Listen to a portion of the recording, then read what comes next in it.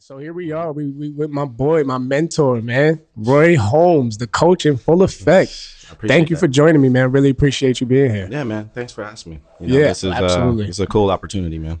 Yeah, and so we're here on the influencers set. This is episode 1 of the podcast, and just trying to get a good idea of who you are and talking about your story. And Yep. tell me, man, you said you just came in town this weekend, and what'd you have? You had a wedding or something? Yeah, Talk man. about that. So a friend of mine, a close friend of mine from college, he had a wedding. So I was going to come up for the weekend, and then actually, where you and I met, I'm working up there on Monday and Tuesday. So I just decided, I was like, well, whatever, just chill out in LA for the whole weekend. And so, like anything, like most things, one thing leads to another. So I was up here just thinking I'm gonna go to the wedding, kind of chill out, get some relaxing time. I was like, like kind of like a little staycation. Next thing you know, I end up at the Migos after party. So me being the old man that I am now, I don't really get out like that. So it was kind of nice being out there, but 1-2 drinks later, I was like, man, I gotta get out of here. So It's a different vibe drinking. I mean, I'm getting up there now. I'm getting up there. Yeah. It's funny how it changes. I'm in my mid 30s here. I'm creeping up on the mid 30s. Yeah, knees and start to hurt. And those stuff. knees be creaking. Be demonstrating lunges. I'd be like, no, that wasn't my knee. Cracking up. I'm like, damn. Guys, don't mind that sound turn there. the volume up somewhere. You know?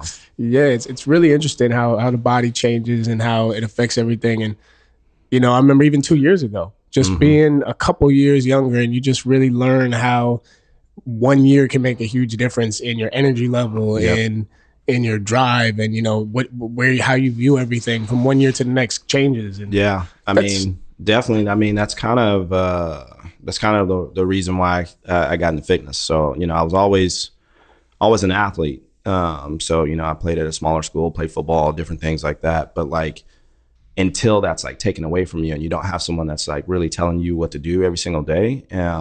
I remember I took the time off. I was like, yo, I'm not running, I'm not lifting, I'm not doing any of that stuff anymore. I'm like, I'm cool on that, like, because I had been doing it since I was like 10 years old. And then I remember I was sitting at my desk one day, and I'm probably about 24 at the time. And it was the first time I was like, looked in the mirror. I was like, I was like, yo, what is that? I was like, I've never had that like on my side before. And I'm like, man, that's like fat right there, So I'm like, so that's when I kind of like reversed gears and got back into it. And I was like, yo, no, I need to start working out and stuff like that. But like, it's just really weird, like how your body changes so fast, like overnight. Like you'll just get up and just some days it's just like, all right, my shoulder's not working today. My knees are hurting or whatever, but you just gotta kind of like fight through it, and you start learning more and more about diet and the different things that are right for you for the age that you're at, so it's a pretty different little thing.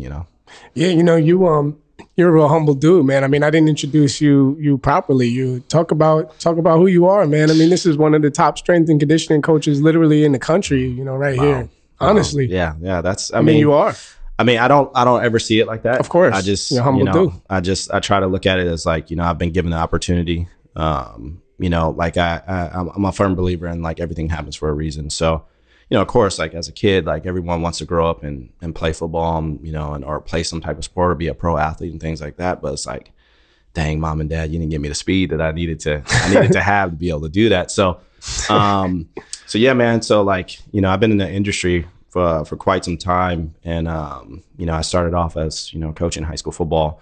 And I think that's really where I kind of like cut my teeth at, so to say, is that, there was the opportunity of being like, man, like, this, I really enjoy this. I really love this, like being able to share like ideas and do different things like with different people or athletes or whoever it may be that's in front of you, that giving them information that you wish you had when you were at that age. And I think that's the beauty in coaching. And then, so like, when I did that for about 7 years or so. And then that's where I really started getting back into the whole, fitness. I basically started off, most people don't know, is I started off as a physical therapist aide.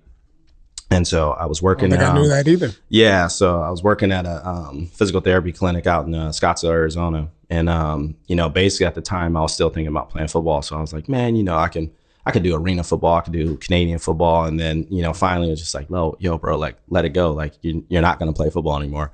And so I started doing the PT aid stuff. As I was doing the PT aid, the facility that I was at, they wanted to expand a little bit, and so they're like, hey, you want to get more into the performance thing because you kind of got like a little knack for it. And so that's when I sat and I did my CSCS and all that stuff like that. CSCS, the certified strength conditioning. So I did that. I continued with my studies from school. So because I remember I didn't know which direction I wanted to go after football. So I was thinking like, because I've always like working with high school kids. So I was like, like I could be like a high school guidance counselor or maybe like a coach or like a PE teacher or something like that. So I did the whole phys ed route. And then after that, I did that for a couple of years. And I remember like while I was a PTA, seeing one of our soccer players come in and she tore her ACL. And so I had never really seen anybody like rehab their ACL. And like, bro, like it was just like killing me, like watching her like in so much pain, like trying to get her range of motion back in her knee and all that stuff like that. And that's when I like made the commitment, like, yo, I don't want any of my athletes to ever get hurt. And it's like, you can't prevent all injuries, but like, that's kind of like where my drive comes from. It's like being able to say, these, you have the opportunity, like people are trusting their lives with you. Like, most people don't think about it. It's like, oh, okay. Like, especially now because the fitness industry is so like, it's kind of like the cool thing to do.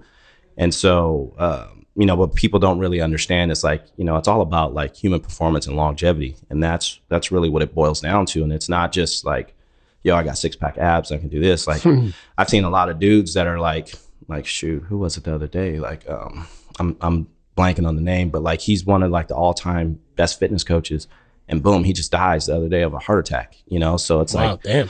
So it's I like, hear about this. Yeah. So it's like, you don't even know like what's going on with people. Like people look healthy on the outside, but they're not really healthy on the inside. So, so I started doing that for a couple of years. And then I've always been a California boy. I was born and raised out here. So, you from Cali, man? Yeah, man. I had to, so that's I had to get back out here and, get closer to my family and stuff like that. And then, I came back out here and I started working for a company in San Diego.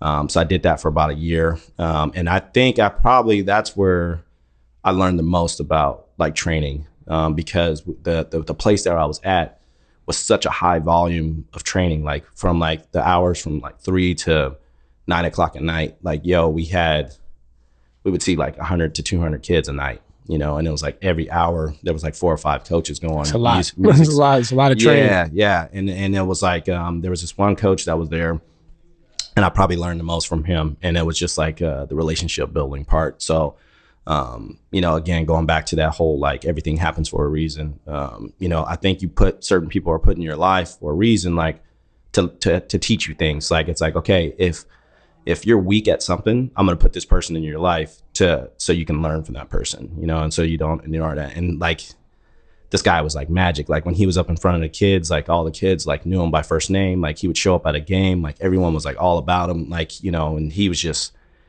awesome. And I was just like, okay, yeah, that's it. Like it doesn't really matter. Like, you can have the best program in the world, but like, if you don't relate to people, it doesn't really matter, and that's, so I was like, okay, I pulled that away. And so that was like a year-long experience. And then now I'm with the company that I'm with. And so company I'm with, man, it's been a journey. Currently, yeah. What's that? Talk about it a bit. So it's been a journey, man. It's been kind of, it's been all over the place. Like that's where I met you at the same company. That's where I met you. Yeah. So this is, what was this back in like 2012? 2012. Yeah, I think it's 2012. And so, the place that I'm at now, man, like, yo, flies, yeah, man. I mean, like you were just like a little young punk at the time, you know what I'm saying?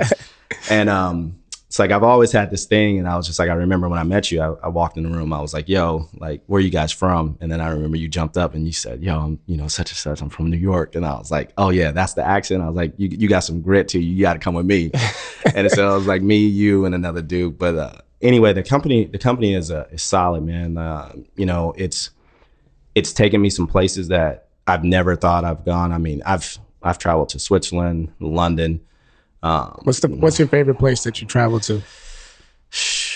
Man. And for what reason, you know? Yes. The Switzerland was pretty cool, man. Like if you talk about like, you know, getting older and like really having an appreciation for stuff, like it's beautiful out there, man. Like I've never seen a place that's just like so clean, and just where, you know, the people that are out there are just super, super friendly. I mean, there's definitely a language barrier, because like it's a hub of like, you know, you got German, French, you got a little bit of English sprinkled in there, and you got Italian too. So, and then the Swiss language is like bastard German. So like, you know, just sitting in a room and like you're like, you know, the minority, like you don't know anything. You don't know anything what they're saying and stuff like that. And people are pretty helpful, like trying to help you out and stuff. But like, it was super, super cool. And just seeing like, you know, how the fitness industry, like here in the States, is influencing things overseas, and like what people want to know, and like how people are like walking up to you. Like, you know, sometimes I had like an intern from Brazil one time, and she was like, yo, you're like a rock star over there. I'm like, what? I'm like, I don't see myself like that. And she's like, no,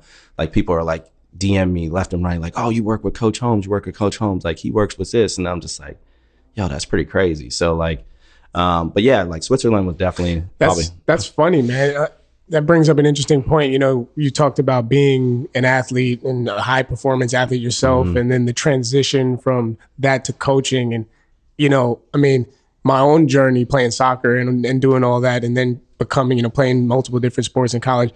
It's just funny to hear your experience, because it's so interesting that you would never expect. I mean, personally, I never thought when I was on that path, like, oh, this is all I'm going to do. I'm going to play soccer, or I'm going to play baseball, that you don't see that training or coaching other people would turn you into that type of like star in the fitness world. You only saw, you know, athlete, like, oh, no, I'm going to, damn, man, if I'm not going to be an athlete, I don't know what I'm going to do. And then here you are, Coach Holmes, you got fans in Brazil and you're in Switzerland, and it's just amazing that, you know, I don't know if you contemplated that would be that type of journey. No, it's like when we're younger, we don't see that, you know, and we don't really have an understanding of like, at the time, it's just like, you're just going through life. You're just like living every single day. And then now, knowing what I know now, it's like you realize like how powerful and like how much like impact and influence you can have like on the people that you touch every single day, like the people that are coming within your life.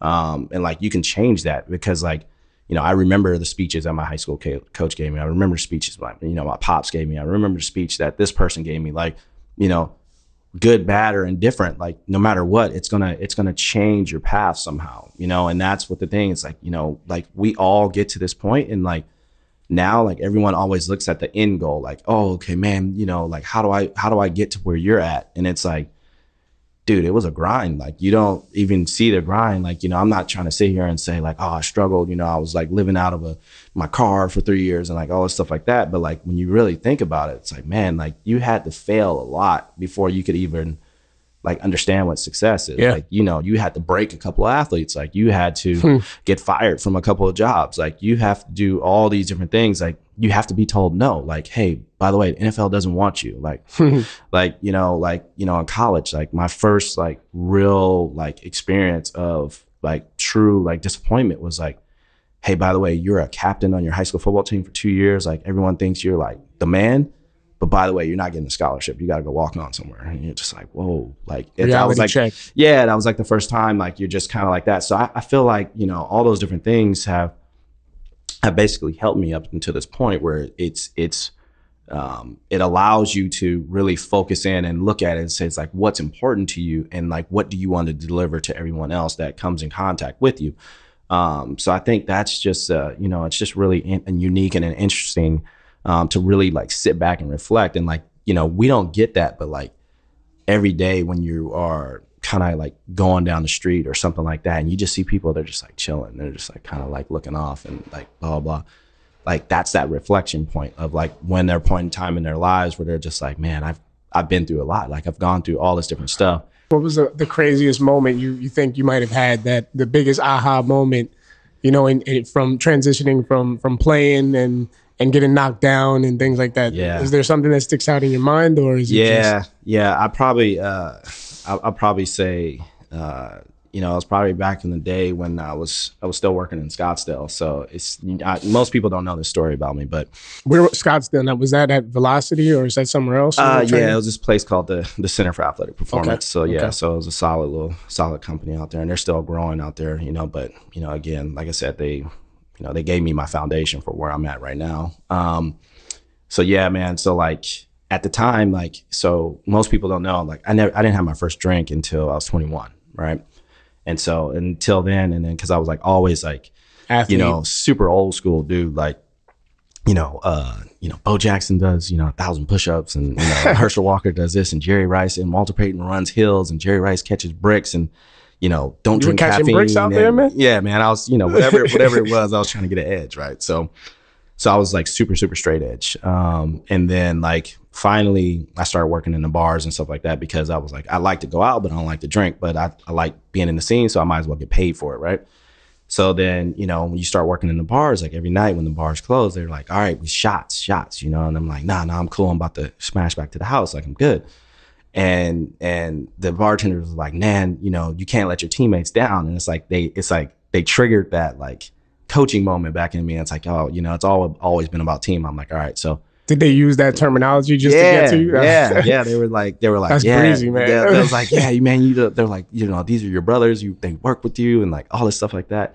So, we started doing Skill shots trip 101, man. Yeah. And so like, finally I leave that job, and I still like working at the bars and stuff like that. And then I'm still like going out, and it's like between like the ages of like 24 and like 28. That's like all the stuff that people normally get out of their system between like 18 and 22, like I'm living, right? And so I'm just out there doing my thing. I got my, I'm living with a roommate. I'm just like living cheap, and it's like every Thursday, Friday, Saturday, I can't wait to get out. So I'm doing this and this and this, and then I'm like, well, I'm kind of like a coach, but I'm like kind of like in the scene, and it's like, you're trying to like pick your life path and stuff like that, and so it's like, you want to be recognized, but you're like, you don't know why you want to be recognized. And so it's like, it was like having that like NFL experience without being in the NFL. Like I would walk up to a bar or anywhere like that, and like all the door dudes, and like we would being VIP, like all this stuff like that, and didn't have to pay for nothing, right? So like everyone was just like, oh, Roy, like everybody come in. And so I remember one night I made a real stupid decision, and I was just like, yo, like, had like way too many drinks, and I was just like, yo, I'm about to get to the house, like I can make it. Like, you're having this like self-talk with yourself, like, yo, I can What's make too it. many drinks for young Roy? Bro, like this was bad. Like it's like 10 plus, like okay, it's like, there we go. and so I know you hear that athletes. yeah it ain't like, perfect. Yeah, it's like it was like way too much. And so like I knew the bartender, and so she used to like was like heavy fisted on the drinks. So the drinks were powerful, right? So, you still think you're young, you're stupid, you're just like sitting there. And I was like, in the bathroom, like, yo, I can make it. I can make it home. Like I can get there, right? In the mirror? Yeah, in the mirror, right? So yeah, we've all been there. So I jump in the car, and then I remember like one of my homegirls saw me. She's like, yo, like don't get in the car. Oh, wow. And I was like, oh no, I'm just gonna go like take a nap. And then she starts like reciting like the police like stuff to me. She's like, and at this time, like, I'm old. Like there's no Uber at this time. Like you can't just like leave your car.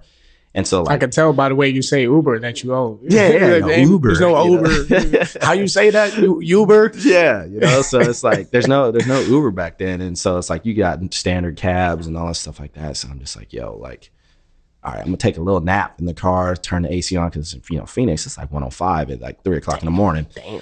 And so she's like, you can't do that. Like they'll pull you over. Like that'll be like, I'm like, all right, So I'm like pounding water and stuff. I'm like, all right, I'm good. I'm about to do this. And so I remember I kind of like pass out at a light, and I kind of pass out at a light, and then next thing I hear this like knock at the window, and these girls are like trying to catcall me, like, yo, like, you should come in. I'm like, oh yeah, and I just ride off, right? And so in Phoenix, the streets are like broken up between like avenues and streets. And so I lived on like 24th Street. And so if you end up on the avenues, like you've completely like you go from 24th Street, it goes to like, First Street, and then it goes like to Central, and then now you're back on the avenues. Mm-hmm. So you drove like the whole city. So next thing you know, I'm like on 10th Ave.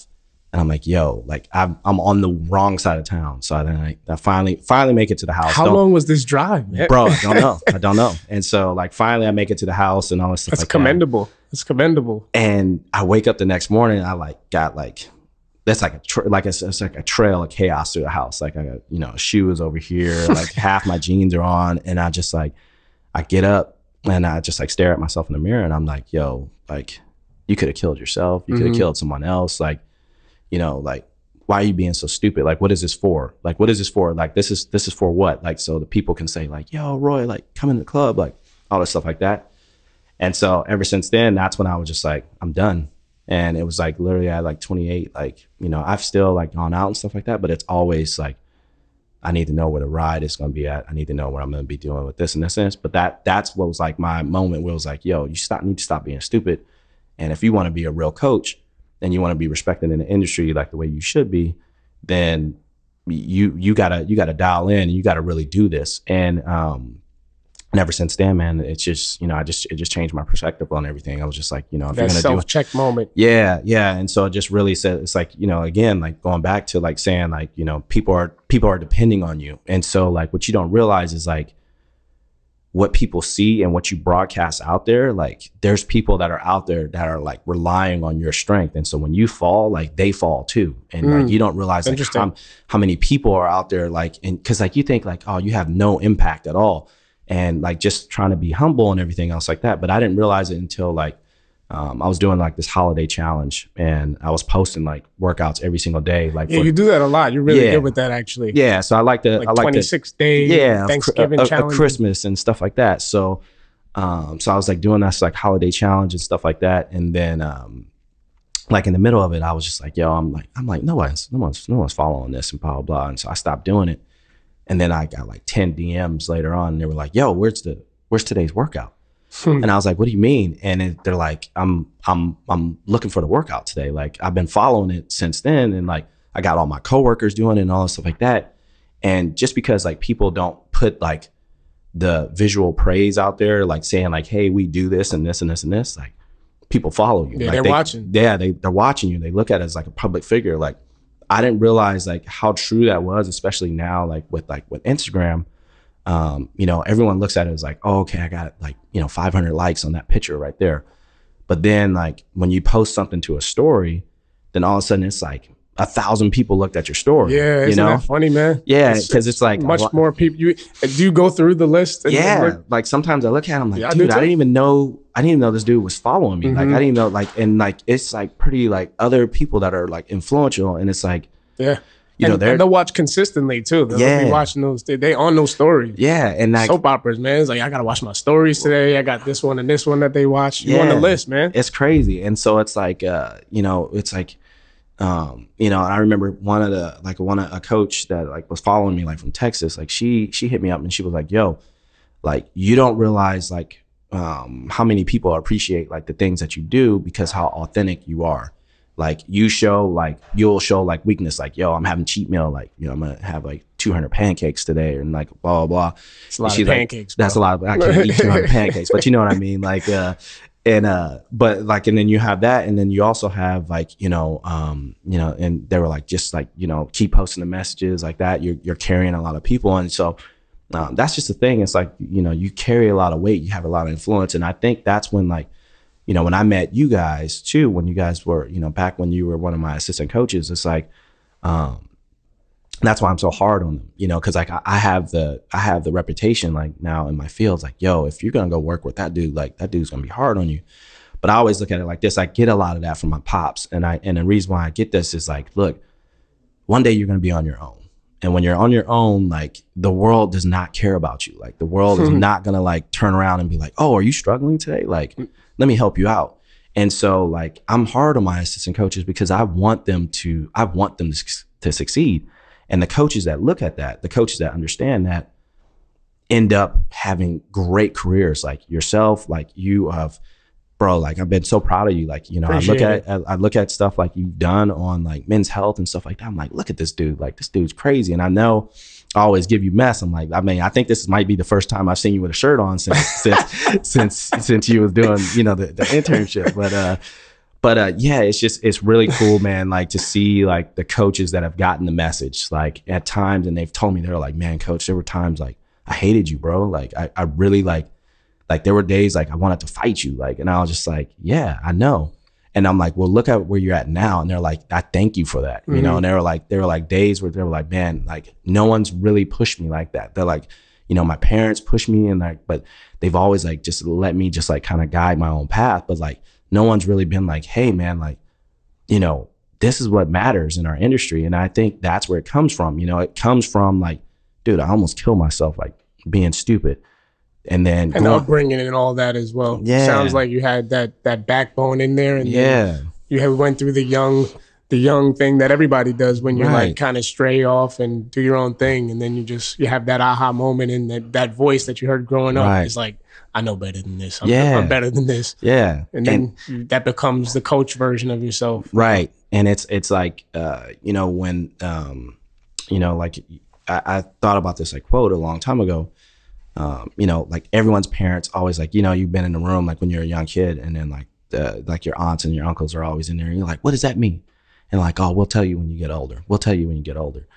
And you ever realize like they ain't gonna tell you when you get older. And really what they're saying is like, when you get older, you'll figure it out and you'll understand. And so you know, that's the thing is like, I think again, going back to like, you know, my interns and things like that, like that's why I'm tough on them, you know, and I want them to succeed in it. And I love following their journeys and their stories and like seeing where they're at now and all this stuff like that. And it's just like, man, it's just beautiful, you know? Yo, it's amazing. First of all, thank you so much for what you said. And that's something that I remember when I met you first, from my perspective, it was the same thing. And I noticed that when I've gone back to, you know, when you'll invite me out and I go to Exos and check you out and do the group workouts and everything. And I see the way that you affect your people that are working with you now, the interns that are working under you now. And I just like, I remember being in their position and I see the relationship. Everybody seems to have that type of relationship with you. Yeah. That like when it was me and, you know, Greg and Ryan and all them there. Yeah. And it was like if they work with you, they're a family and they're like your little brothers almost. Yeah. You know what I mean? And the athletes and everybody. And that was something that I was very observant watching you, that you had a profound influence on me. I mean, I grew up around coaches and, you know, my stepfather is a big time soccer coach. And, you know, I played sports and all that stuff. And I grew up around a tough love kind of environment as well. Yeah. So it's still an up and down journey, but that's something that I appreciated about you is that you were direct and stern and tough, like, but also you're like the best friend, you know? And I feel like I always learned the most from people like that. Yeah. Man, it's just so funny to see how you have that, like, and I think good coaches, and this is what I mean, like you get around good coaches, you know, guys we were talking about earlier, you know, the Boyles of the world, and anybody who has a powerful influence like that over people tends to have that sort of trait that's constant, where people circulate around. It's like the nice asshole, you know? It's nice asshole. There you go. Like, that's man, a great this way to dude's put an asshole, but like, yo, like he's teaching me something. You know what I'm saying? If you have that in you, if you can accept that as a person who's the being taught, the student, if you can accept the nice asshole role, you will learn so much. Right. For me, when I first branched off and started, I mean, I did training back in New York when I was going to college and everything, and I was like a trainer, but that was like my young training, like just, this is what I do for a workout, and just do some of this and do some of that. And it might have been good stuff, but I didn't really know what I was doing, let's be honest. You know, and then, you know, I went to school and studied and then came out to Cali and really learned from, you know, high performance coaches like yourself. But when I branched off and started my own business and I was working with my clients, some of them, you know, at first it was more just people trying to live like me, like people who wanted to train really hard and like be in great shape. And now it was like, all right, well, I'll train you at a low clip and we'll just train like every day. And that's what it is. And I would be extra tough on them. I was like paying it forward, you know, and I would be hard on them, but in a fun way. We were friends and they loved training with me. Excuse me. But at the same time, I'd be tough on them and, you know, like at the right moments. I think that's the key, too, as a coach, to know the moments when your clients need you or when your athletes or when the people you work with and around need you to pick them up it's a like, little bit. And then moments, you know, you gotta put the foot that, hey, look, no, right now. I remember there was one moment when what was it, Omar? You remember Omar? I Yeah. think you know what I'm talking about too. Yeah. And I was in Cali doing my little Cali thing. I did like a photo shoot. Yeah. It was my first Cali photo shoot. Yeah. And Omar, whoo, I was so tight.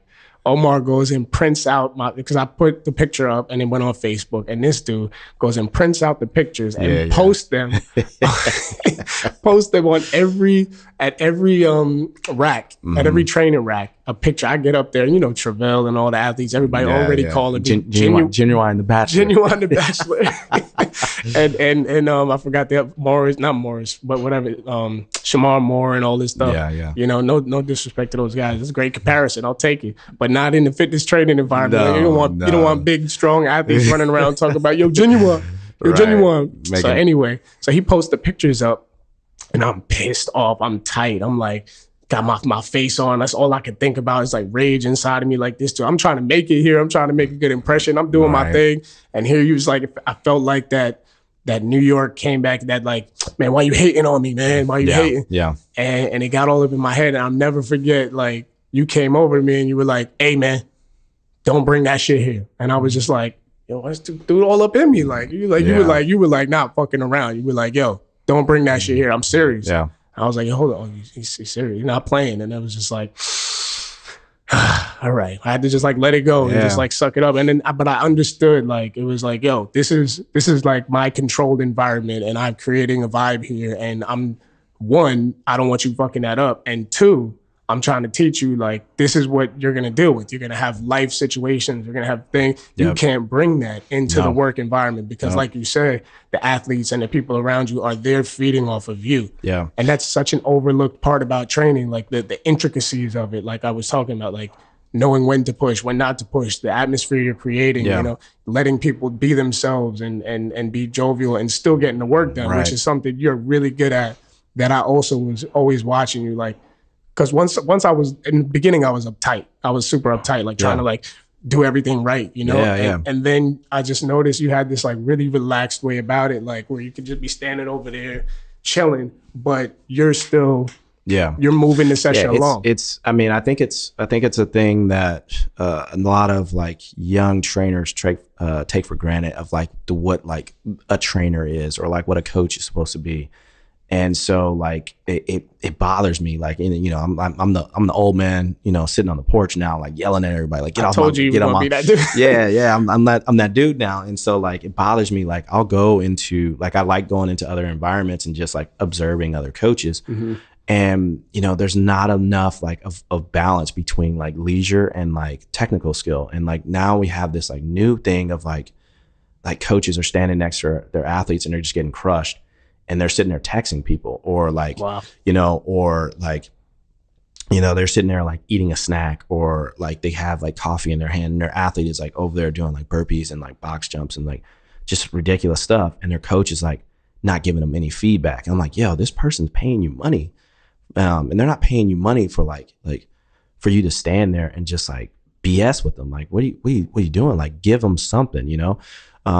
Because like what most people don't get is like, that person's paying you for, you know, whether it be a half an hour, 45 minutes, an hour, they're paying you for that time. And that time for like fitness for most people, what we don't get is like, that's their getaway, you know? And so, you know, I've always looked at it like that. I was like, man, I can't respect somebody like, one, like if you don't look the part, but like two, if you're in there and like I ask you a question or something like that and you're just like not very knowledgeable, or you're like, you know, you just seem like you just don't care about me. Like, you know, like, and I think that's the thing is like, that's like, the mind is so powerful right now. And I think that's something that a lot of people are starting to get into is like the mindset of clients and their athletes, and their understanding is like, in order to lose 10 pounds, in order to run faster, to do this and this and this, it boils down to mindset. And so like when you start talking about mindset and different things like that, like it boils down to like, how prepared are you for sessions? Like what type of environment are you walking into?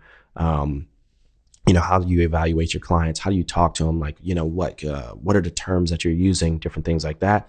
And then how do you challenge your clients? You know, so like, if you're not challenging yourself, how do you challenge your clients? Like, you know, okay, like 30 minutes, like, all right, see you, Shirley. Like, you know, good job. Like, no, it's not a good job. It's like, all right, like, what are you going to go do now? Like, okay, so I only see you on Monday and Thursday. So what are you doing on Tuesday and Wednesday? what are you doing on Friday, Saturday, Sunday? Like, what are you doing? Like, what's your homework assignment? Like, I think when you are truly making that like really like deep like penetration of like a client's like mindset is when you get to a point where they're like, yo, I was at a dinner and the first thing that popped in my mind was like, should I eat this because Roy's gonna kill me on Monday? Like, or like, should they send you pictures of like their their food or something like that, or they're like, hey, I went for like a 5-mile hike, like blah blah.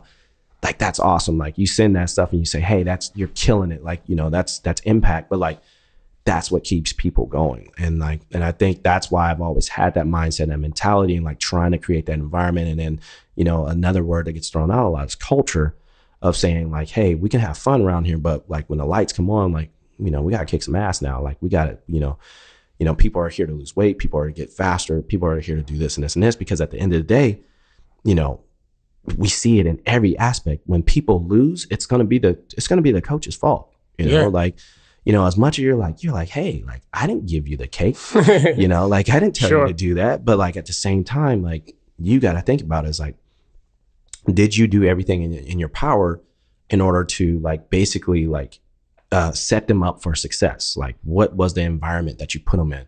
And so if they see like, okay, well, you're kind of fit, but like, you're out partying every weekend, you're out doing this every weekend, you're out doing that every weekend, they're kind of going to be like, it's going to be easier for them to revert back, because it's like, well, Superman cheats. So like, if Superman cheats, then I can cheat too. That's a really interesting point you're bringing up there. That's something that I think the fitness industry, we're in the same industry, but different. Yeah. You're working with, predominantly high performance athletes. Yeah. And I work with some of them, but more I'm in the general pop and working with high performance people. Yeah. High performance business people, musicians, actors, business owners, or people that are behind the camera and stuff like that. And, I work with some fighters and stuff. But the thing that I see is like what you're talking about. It's a real delicate balance between, and I went in like a big full circle, and you're always going in a circle. That's another thing about a coach. There's never like, people look at you because of what you've established and who you are. And they're like, this is Roy, Coach Holmes. That's what he is and who he does. This is Graham. But it's like, that's what I am now and what I believe now. And you're going through ups and downs in life and the journey of figuring out where you're trying to go ultimately as well.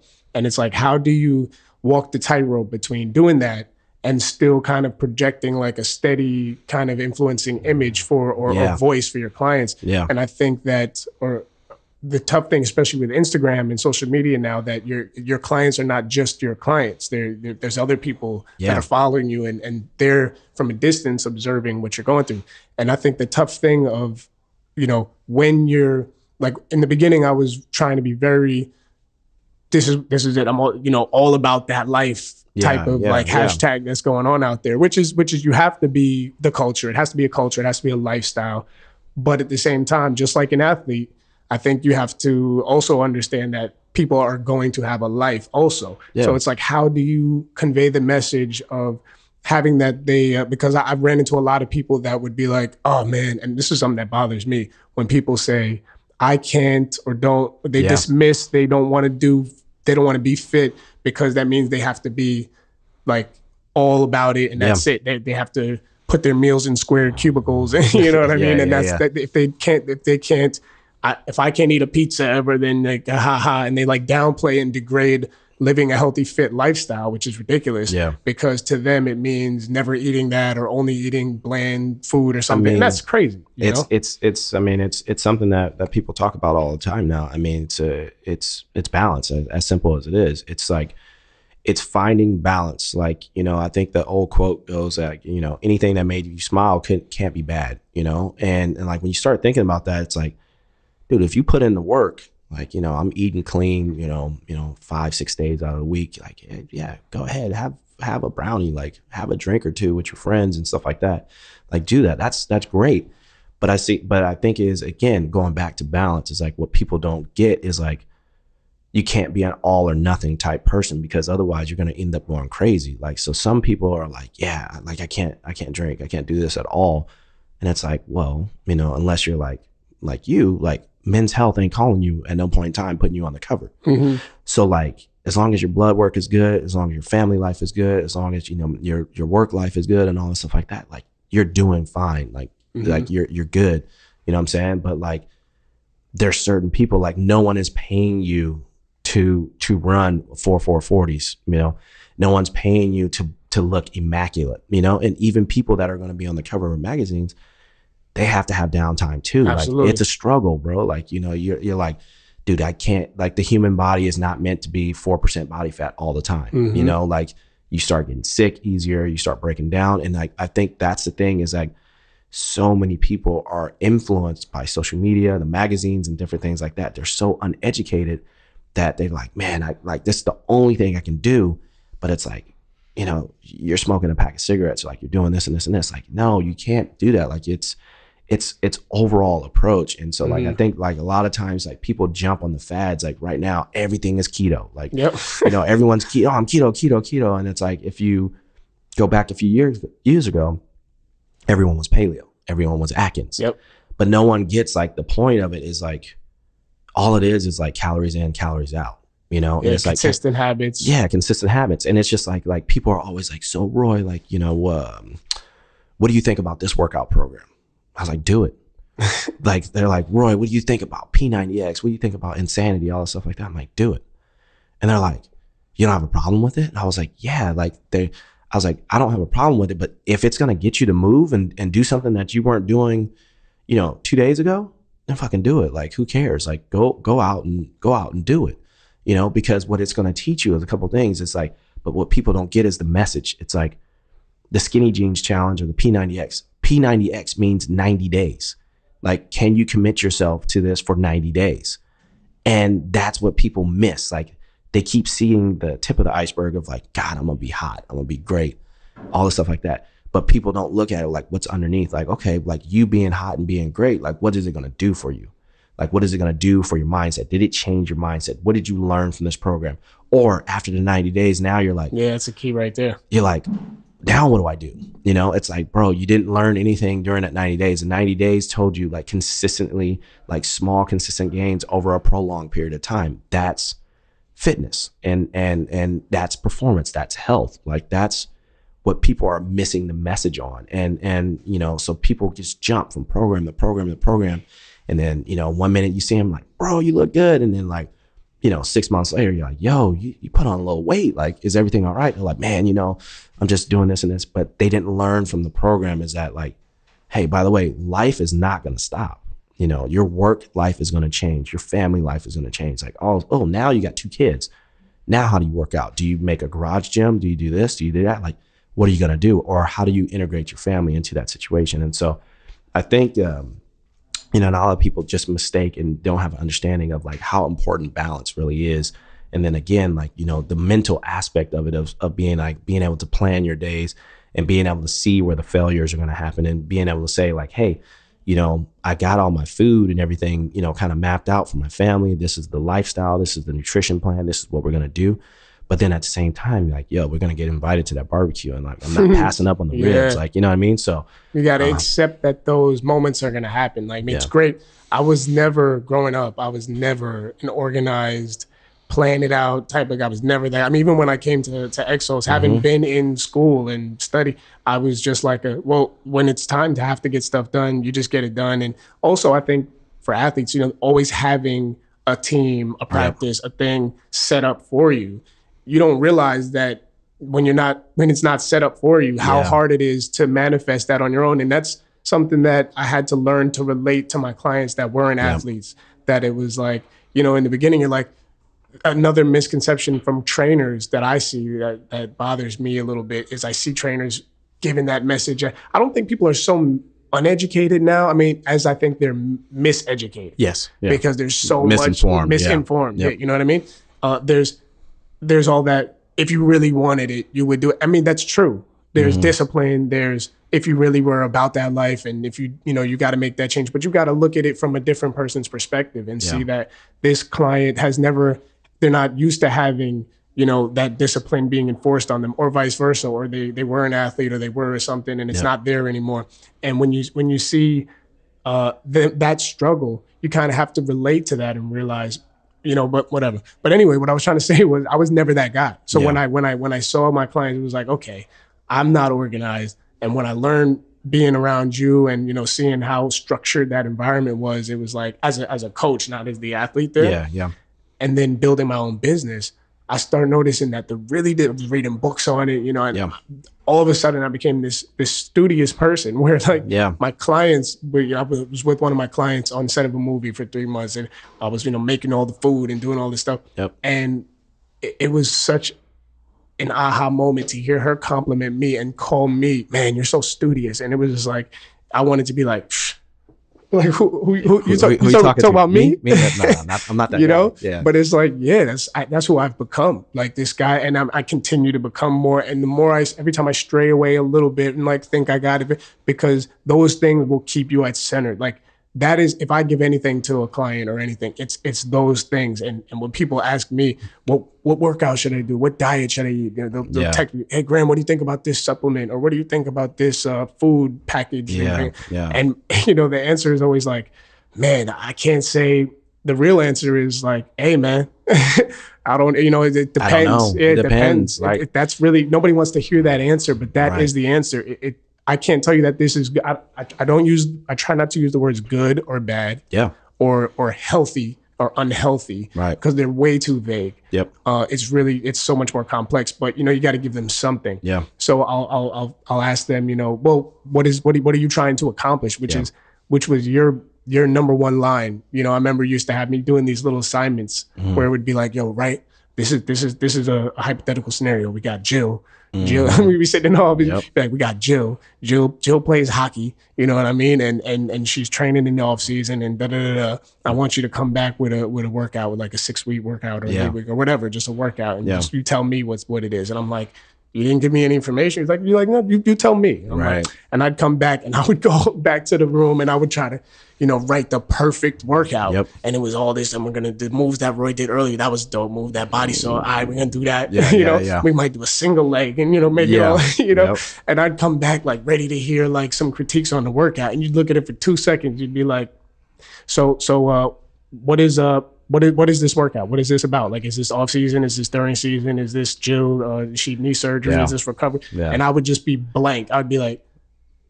yo, I didn't think about any of that.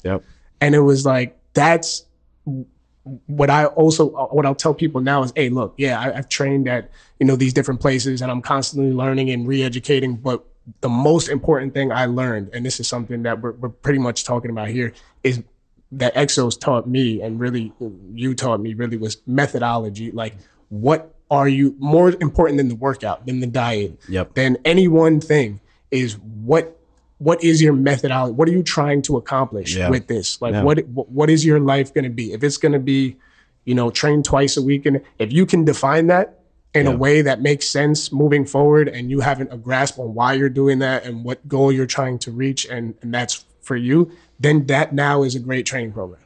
And like, if it's basically, like, because it drives all my assistant coaches crazy now, because I'm still doing that same assignment. And I tell them, I go, I'm like, okay, you got to make an 8-week program for this person. Like, I want you to create this fictitious person. And like, they always just like look at me like, what does this mean? And I'm like, look, you're going to spend, like doing that too. Oh, I love it. And I'm like, yo, you're going to spend hours doing this. But at the same time, like, when you're done, like, you're going to turn around and you're going to be like, yo, I didn't think about any of that. And so, like, I tell them, I'll give them, like, they spend all these hours, they have all these weeks to learn everything that we've done. And then they have 30 minutes to present this. And so when they stand up there and they start, going into it, and they're super, super confident. And it's like, and it's tough. Like, I don't want to tear them down, but it's like, okay. You'd be sitting there like, I'm just waiting, right? And so, they stand up there and they start talking about their project. And then I start going, I go, okay, where's your cover sheet? And I'm like, cover sheet? I was like, yeah, that tells me the story of this person. Like, what's their background? What's their lifestyle? What's this? What's that? Oh, well, it's a 8-week program for a tennis player. I was like, yeah, okay. Like, what did you test them on? Like, they thought that was a great answer. Yeah. Like, I got the answer to that. Right. I was like, deeper. I was like, what did you evaluate them on? Like, why do they want to get, like, everyone's going to come up to you like, I want to look good. I want to move faster. I want to be more explosive, blah, blah, blah. But I want you to try to figure out like what they're paying you for is that 5 to 10% that they don't do well.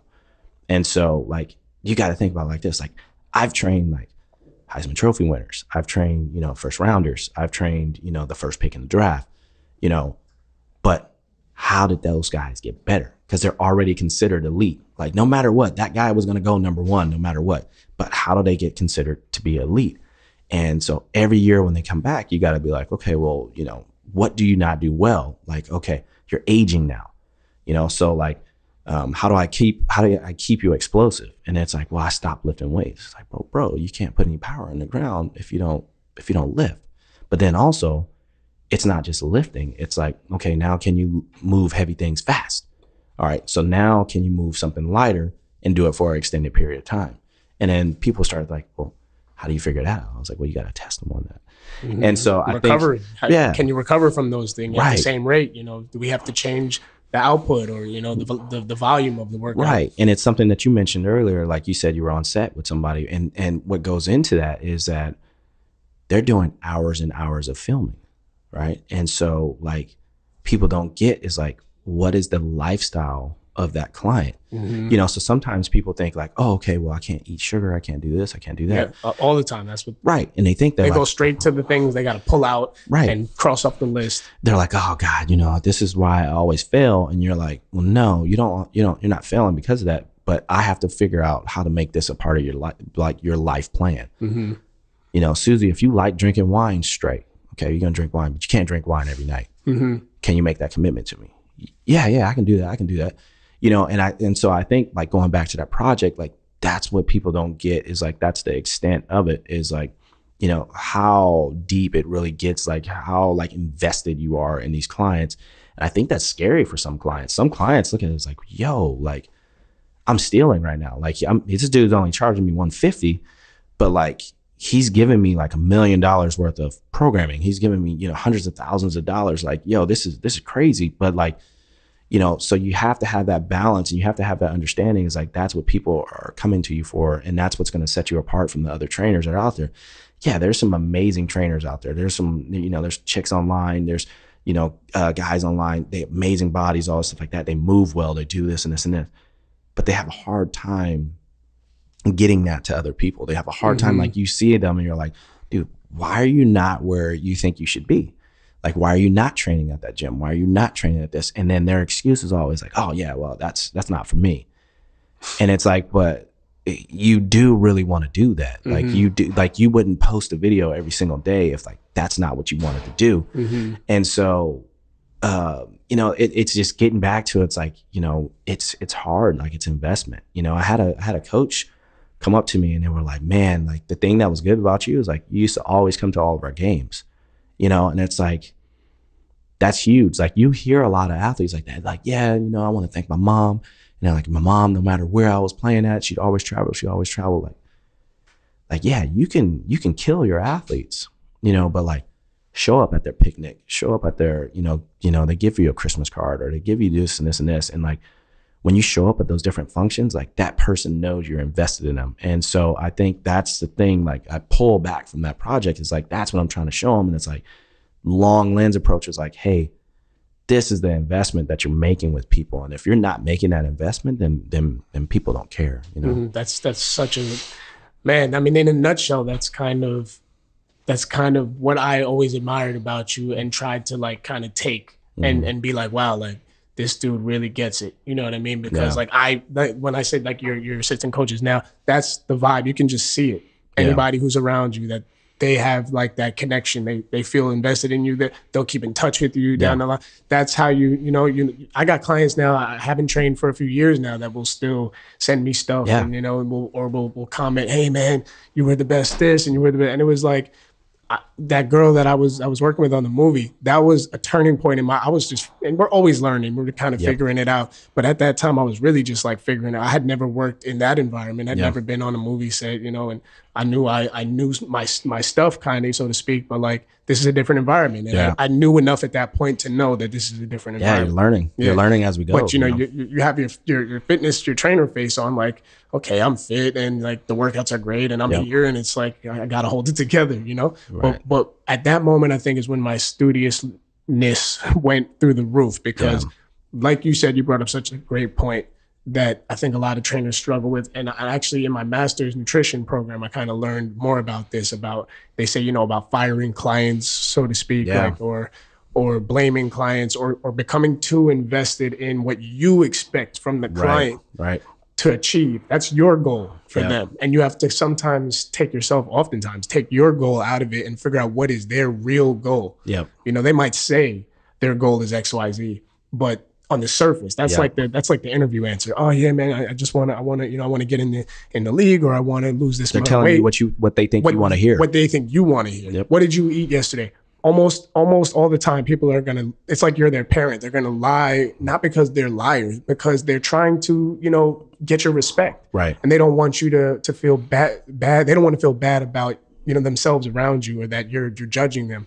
So sometimes the most important thing you can do is reassure them that you're not judging them, and that let them like be loose and comfortable. So we can, hey, look, if you ate XYZ, whatever it was, that's fine. Yeah. I don't even care. I just want to open the chain of communication that you're openly sharing, because if you're not doing that, then I can't help you. Yeah. You know what I mean? It's my helping you is not about you being perfect. Yeah. My helping you is about just guiding your decision making and kind of just trying to teach you a little bit about how I weigh decisions. That's what you're coming to me for. Right. How I would weigh different decisions. And my job is to understand how I would weigh decisions if I were in your shoe. Yeah. Because your shoes are different than mine. And working with that girl on set, it was the most profound experience, because this I used to still think up to that point, I'm with this person 3-4 times a week, and when they're on their own, that's them. And so when they're losing weight, it's great because I'm doing it. And when they're not,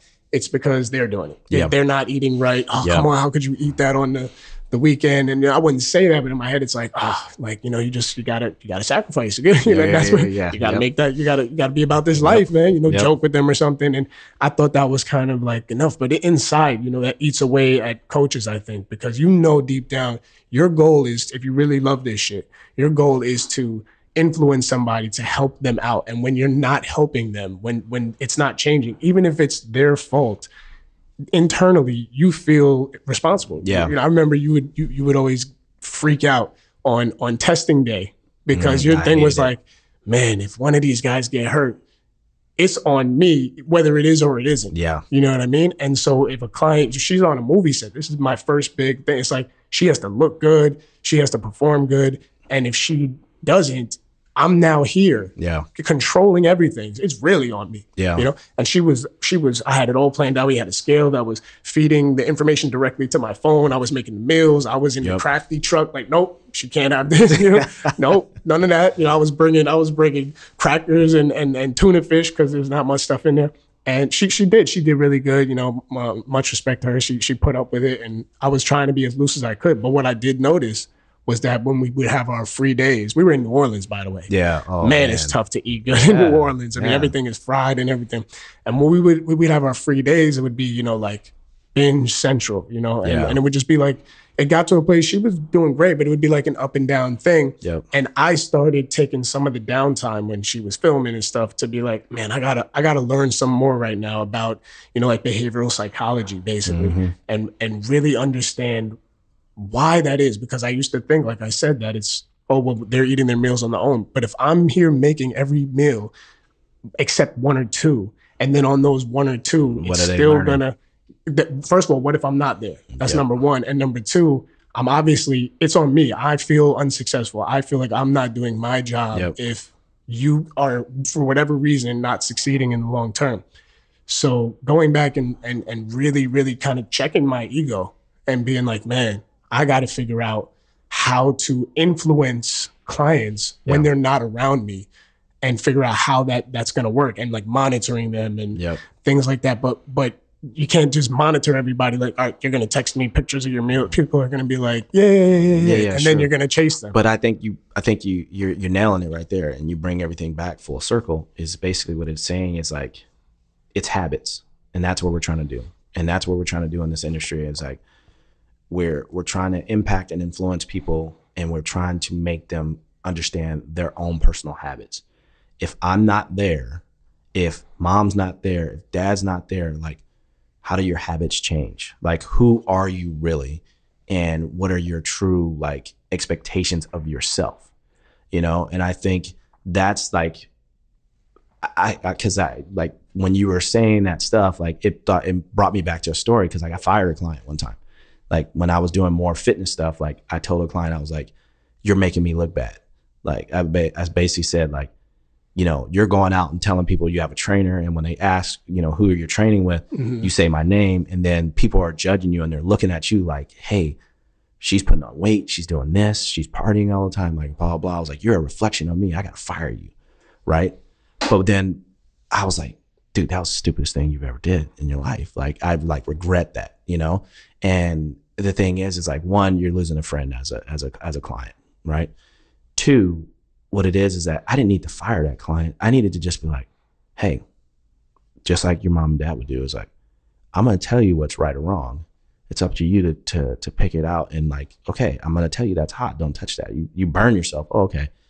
Did you like that or not? Like, no, I didn't like that. Okay. Don't do that again. You know? So it was a learning experience for me where I basically had to say like, hey, you know, I got this term from one of the coaches. Like, we're not coaches, we're guides. And, you know, it's like basically like you look at movies and, you know, you have, you know, like, let's take the Karate Kid, for example, you know, and we look at Mr. Miyagi and like his role. We're going there. We're going there. We're going there. Okay, let's do it. Let's do it. So like you have Daniel Russo, who's essentially the hero, right? So he goes into there and he's like going to fight. He's like in a new town, new kid. He's just trying to have people to like him and all that stuff like that. And then every hero comes into what? Conflict, right? So there's some type of conflict. So you got Johnny and the dudes that, you know, Johnny's like, hey man, what are you doing here? Like, get out of here, blah, blah. And then you have your guy, which is Mr. Miyagi. And like, everyone's like, well, what did Mr. Miyagi teach him? Like, he taught him karate, all that stuff like that. But like, if you think about like how simplistic and like how, you know, corny it was at the time, but like if you really extract like the real message from it, you know, he was showing them hard work, sacrifice, and all that stuff like that. And like, I'm giving you the foundational tools that is going to teach you karate, you know? But Mr. Miyagi was like, hey, you can do it if you want to. He didn't force him to do anything. But Daniel was just more or less of looking at the goal and saying like, man, you haven't taught me karate once. And then next thing you know, he's like, all right, do this. And then he's like, dude, I know everything. And he's like, I've been teaching it to you all along without teaching it. Yeah. Without teaching you. And that's like really what our jobs are. That's a great analogy, actually. It's the fast food results of, you know, he wants to learn the fancy kicks and the roundhouse kick and the, you know, the combinations. And Mr. Miyagi's given him the fundamentals, the foundation in a fashion that relates to those things, that relate movements that relate to that, but it's really more about the discipline of doing it. But then guess what? That disciplined movement will translate when it's time to throw a punch, you know what I mean? And then also the aspect of Mr. Miyagi stepping in at certain moments and being like, okay, now that you're losing your motivation. Now I have to like, all right, I'm going to show you some moves right now. I'm going to intervene like, okay, this is what you need to do. You want to learn some fast food moves? Bah, bah, bah, bah, and show me your defense. See, look, I taught you that. And now go back to doing what I was telling you to do and shut the fuck up. Right, exactly. and that's where, you know, cause like I get, cause I hate the term intern right away. I always tell my new staff when they come in, I was like, look, if you want to be an intern, you're going to be an intern. Otherwise you're going to be my assistant coach. And I said, there's a direct difference between intern and assistant coach. And again, they learn as they go through. But, you know, a lot of times when my assistant coaches come in, they're super eager and they want to fix everything. You know, they're, you know, we're in the podcast generation. We're in the you know, the YouTube generation, all that stuff like that. And so everyone's like, oh, that's what you got to do. You got to fix this and you got to mobilize this and blah, blah, blah. And how come he's not doing that, coach? I noticed you didn't fix this and this and this and this. And I said, tell me one thing that you know about that client right there. And they're like, I don't know anything about him. I was like, he's broke his ankle like 6 times. Man, he doesn't that, no matter what drill from this guy that I give him band distraction, like he's just not going to be able to do it. Like that's bone on bone. Like it's what it is. And we take that for granted that our clients are the exact same way. Is that like, does he show up every single day and train with you for an hour? Yeah. Is he going to give up his wine and beer at night? No. Okay. But where did we win and where did we lose? We won on this end and we lost on that end. Sure. Okay. But you got to pick and choose your battles. Yeah. And is that guy going to be like, once again, that person, what are they saying their goals are versus what and there's exercises you can do that I've learned. Like sometimes you do it with the person because they're with that, and some people may not want to do the exercise, so you just have to do it yourself, kind of, Yeah. and see like what are their goals actually. Yeah. You know what I mean? And just reassuring them that without taking their egoic drive for the goal that they think they have away from them, because you don't want to take it away. Like, don't worry about that. That's fine if that's going to be your goal, but reassuring that it's okay to kind of like not settle, but survive with this little other goal, because having that other goal to always work towards is still a good driving force. You know what I mean? And is that client worse off without you there? So maybe they're not at that goal necessarily. This guy, he can't do that exercise or whatever because his ankles or whatever. He can't do that drill that way that would ultimately be better, so to speak. But without the way you're making sure he's not going too far in the direction where he's going to hurt himself. Yeah. So you know what you're watching, even though you're kind of like making concessions. I can let this slide. Yeah. As long as it's not going. If I see something that is bad, I'll step in, Mr. Miyagi. But I'm going to let you figure it out. And the guide is another great word, because really what I learned is that clients, they kind of teach themselves. Yeah. Because I mean, that's the only way they'll be successful. Yeah. If they're not teaching themselves, then you're not teaching anything. Yeah. They're going to figure it out their way, so to speak. But you're there to guide that way, like that game with the the shuffle, whatever it's called, in the Olympics. That's kind of what you're doing, And I remember there would be moments also where we'd have like a gym full of athletes, and I'm starting to learn and really think like I know what's going on here. So I want to show that I know what I'm doing. It's like no, turn this, no, change this, hold on, no, pull your shoulder back, down, and do it. And it's like you'd be like, yo, bro, step back and just observe everybody. And when there's a thing, first of all, don't call them out individually. Hey, Johnny, pull your shoulder down, back up, lift your knee. It'd just be like, you're watching. Yeah, and guys, always remember to keep your shoulder down, and you'll see the one whose shoulder wasn't down, pull it down on their own. Yep. They internalize that you were talking to them. Yeah. And it was like, wow, man. And when you learn that, it's so powerful. Yeah. You let them tell themselves. I didn't tell Johnny. I told everybody. And Johnny is like, oh, yeah, my shoulder wasn't down. So now he actually really learns that it's him doing it himself. That's more powerful in terms of long-lasting habit building, or that those adjustments stay in their own mind. Then if somebody's just feeding you, do this, and you just do it when they tell you to do it, then you kind of rely on that. You know what I mean? And that's another thing in whether it's eat stuff on Instagram, these are the meals, and eat this. Yeah, and then when your life changes, that's a huge thing. And I've gone through that personally. When your life changes, your schedule changes, now what? Yeah. You can't eat that same way anymore. It just doesn't work. Yeah, because you don't have the accessibility to that. You can't, you can eat it just cannot be exactly the same. Something is going to have to change. And if you don't have those foundational things of what made this successful, then you're going to have to struggle now figuring out how to make the next iteration successful as well. So once again, it comes full circle back to, like you said, what are we trying to accomplish? What are the foundational things that are important? And that's the misinformation that's out there the most. It's keto diet, or there's elements of the keto diet that are very interesting in terms of brain health and cancer research and stuff. That's super interesting. That's great. And if that way of eating is benefiting you and you're consistently doing it, then by all means continue. Right.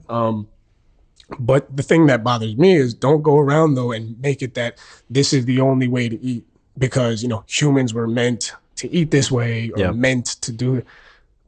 We don't know that, and it's never. No clue. That's always going to keep changing, and it's just a waste of time. And it creates kind of like what's going on in the country now, where it's like everybody's picking a team, and they have to be on their team. Don't go there. Don't go there. That's another 2-hour conversation. We could go there. That's episode 2. Yeah, we'll do that on the rerun. But it's just fitness and nutrition specifically. It does have a religious aspect to it. Yeah, that's like this is your belief system, and you have to fight for your belief system. And I think everybody would just be better off if we just focus on, the simplified methodology, foundational. I mean, all the great karate, go back to all the great different dojos, none of them could fuck with Miyagi. None of them could fuck with Miyagi. And he was just this little Asian dude who had skills, but he wasn't overly skilled. His shit was minimal effort and maximal result. And I just understand. It was just and it just I think just putting a bow on it is it just gives you perspective of like, you know, as we age, as we do different things, like what's important. And I think, you know, going back to the guy thing, and I'll just, you know, like I was watching this podcast the other day, and someone, it might have been Kobe or somebody, and they asked, oh yeah, it was, I want to say it was Kobe, when he was meeting with Nick Saban, and Nick Saban asked him, you know, something about being, you know, about would you give advice to such and such? He's like, nah, I don't give advice to people. And like, it sounded like super arrogant. Who said that? Nick Saban? Yeah. And he said, he asked Kobe that, and he's like, what would be your advice? And Kobe was like, I don't give advice. And then he was like, and he kind of said, and he's like, and most people would react and be like, oh, Kobe, you're so arrogant. Like, that's why I hate you. And it's like, when he started explaining why he said that, he goes, look, he's like, it's just like your parent. Like, he's like, your kids have the most success when they find their first coach, because all of a sudden, like, your parents have been telling you what to do all the time. Do this, do this, do this, do this, do this, do this. And the next thing you're like, dude, I'm tired of listening to you. Like, stop telling me what to do all the time. But then when you make this coach that's literally saying the exact same thing in a different way, then all of a sudden, like, you're like, yeah, they'll do that. And then you have like the parents that come up to you and they're like, he listens to you more than he listens to me. And it's not that they don't listen to mom and dad anymore. It's just that they're tired of mom and dad's message is played out. And so, like, really looking at it is like, you can only advise so much. And really it is like, hey, here's the game plan. Like, if you adapt to the game plan or not, it's like, it's going to be up to you. But adapt, that's a great word. If you want to have success, here's how it's mapped out. But I'm not going to put my beliefs on you. I'm just saying, like, here's how I would do it.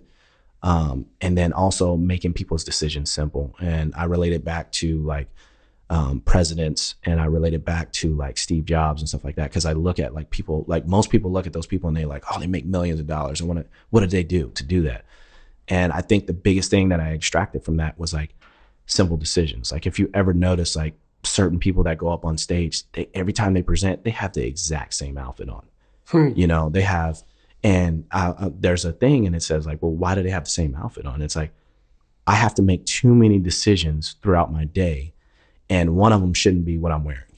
One of them should just be like, am I naked or not? No, you're not naked. Okay, now go out and go, and like, I look presentable. Okay, I got 2 suits, I got my everyday work stuff, and I got my workout gear. Who cares? Like, all right, let's go out there. Who am I trying to impress? Because at the real day, I'm trying to get the work in, because like, I only have so much capacity. So I think the big thing is like, the big takeaways is like, looking at it is like, you know, we're here to guide people. You know, we're here to teach people how to make their decisions less, and just keep things simple. Well said. I would agree with pretty much all of that. You know, I mean, that's just the way it is. And it's a message I think a lot of coaches up and coming, already coming, pause, you know, a lot of coaches across the board, current, aspiring, you know, that's a message that they're maybe not getting enough of, and that I think it's probably the most important message, because that is in essence what coaching is, understanding that. And when you hear coaches like yourself, the Michael Boyles, the Vince Lombardi, you know what I mean? Anybody who's a great coach, you'll see that, first of all, their clients take on their kind of demeanor. Yep. And so that's good, but then you also have to be careful of your demeanor, you know what I mean? So if you're too much rah-rah, and that you're only reaching rah-rah people. Yeah. If you can be adaptable, like you're saying, right, then you have this huge scope of people that you can influence. And that's what coaching is about. How many people can you influence? Yep. You know, if you can only influence a small group of people, you're not really coaching anybody. Yeah. You know, you're just taking, like you said, athletes that or people that would have been whatever already, and now they're just doing your routine. You know, they're themselves and doing your routine, but they're already, you know, a super badass CrossFit person. They were going to do that with anybody. Yeah. So what did you specifically offer? Not really much, but if you can influence that person in a way that brings them balance, where maybe they always were all out, and now you're teaching them how to do that, but have balance and have a little more freedom. Yep. Now you're really coaching, because you're giving this person who's all out, excellent freedom. So versus the other person who has too much freedom, that you're giving discipline, and you're doing them both in kind of the same relaxed fashion. That's to me what coaching is. And I think if everybody could get that message, if they're listening to this podcast or if they're, taking courses or stuff, if they can pull that away, I think not only will they be a better coach, but then they'll share that with other coaches. And I think the culture around fitness and nutrition can start to kind of go in a better direction, especially in this social media era, because, that message is diluted amongst all the look at me, watch this, how cool this is. And once again, I'm not trying to, degrade anybody's stuff, but I do think that when you're influencing people's lives, and especially when it comes to movement and what they're putting in their bodies, you have a responsibility to give it to them responsibly and give them a message that's, accurate, that's functional, that's, helpful. Truly. So that's a really important thing. We could wrap that up. I want you real quickly to tell me something, that's coming up. What's going on for you now? What's the next step for Roy Holmes in the coaching saga? Yeah. What you got going on, bro? Yeah, man. So, I'm reloading a little bit. It's toward the end of the year, so it gets a little slow for me. So, on the home front, it'll be combine season once again. So we'll get our new batch of guys that are coming in.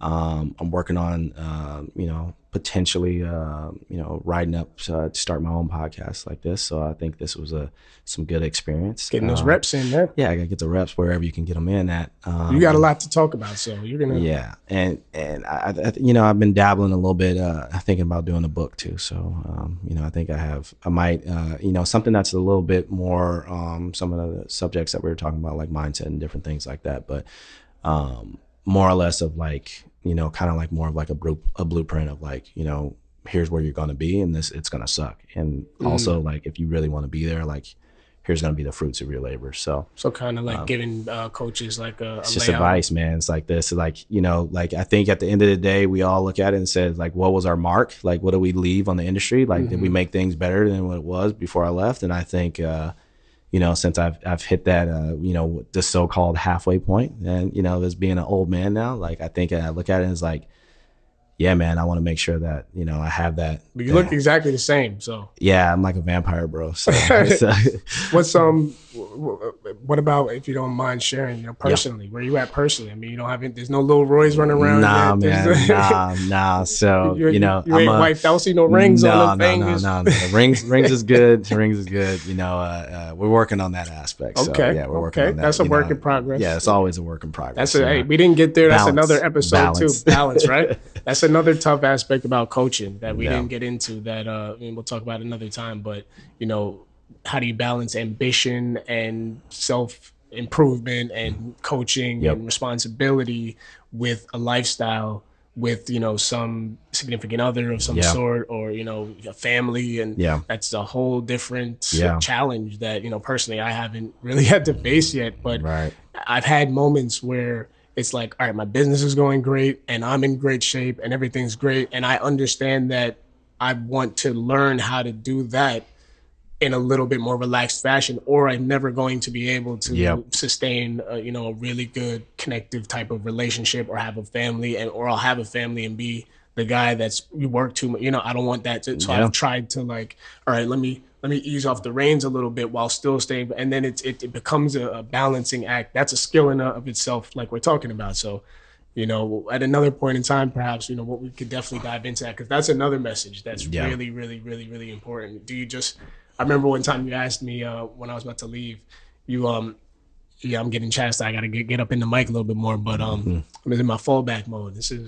But I was there reflecting. But I remember one time towards the end of my time at Exos, Athletes Performance at the time, and I was trying to figure out what I was doing next. Yeah. And everybody's applying to different programs, USC and all, your boy Greg with the Raiders, and Omar is doing baseball, and everybody's doing something. You were like, yo, I remember on the field, and you were standing there, you're like, yo, what do you want to do, man?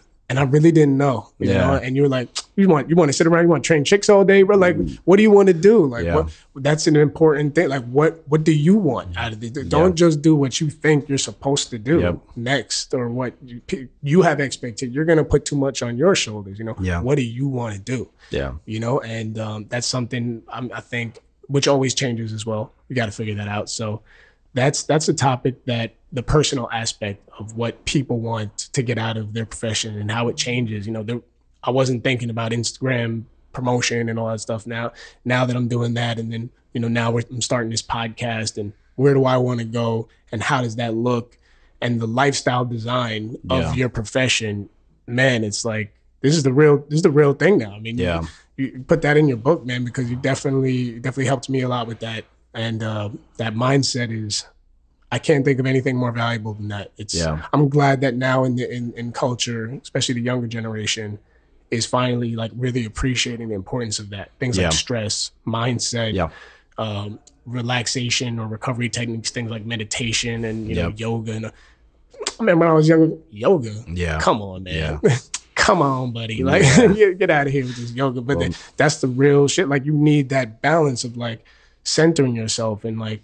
Hold on, man. I didn't even realize I was all up in my thoughts, all up in my head. I gotta bring myself back down, and I'm cool right now. This is now I can think clearly and think about what I want. We got a lot of topics, man. We got a lot of topics, and so I think like you having me on again, I appreciate it, and I think I'm happy to have you here, man. And every time we can chop it up, it's always great. Yeah, and I think this is gonna be huge, man. So.